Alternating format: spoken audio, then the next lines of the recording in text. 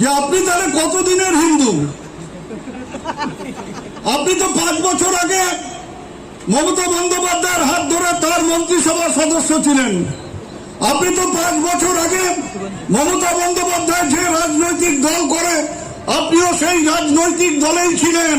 তাহলে মমতা বন্দ্যোপাধ্যায়ের রাজনৈতিক দল যদি মুসলমানের হয় আর আপনারা যে দল করছেন সেটা যদি হিন্দু হয়, হিন্দুদের দল হয়, তাহলে তো 5 বছর আগে আপনি মুসলমান ছিলেন, আজকে আপনি হিন্দু হয়েছেন, আগে আপনি হিন্দু ছিলেন না।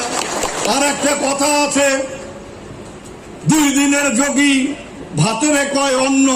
ও এত বড় যোগী হয়ে গেছে, এত বড় হিন্দু হয়ে গেছে, কথায় কথায় হিন্দু হিন্দু হিন্দু বলে চিৎকার করতে থাকে। কি হবে?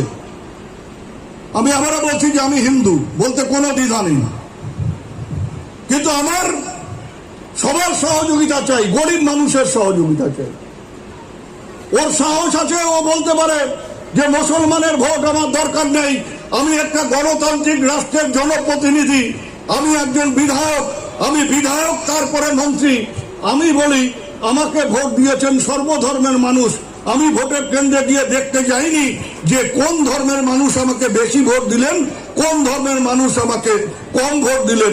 আমি ভোটে জিতেছি মানে আমার কেন্দ্রের আমি সব ভোটারের সমর্থন পেয়েছি। যেমন কুমারগঞ্জের সোহরাব আলী মন্ডল, তিনি বিধায়ক, তিনি এই এলাকার হিন্দু মুসলমান সবার ভোটে জয়ী হয়ে সবার বিধায়ক, কোন বিশেষ ধর্মের মানুষের বিধায়ক তিনি হতে পারেন।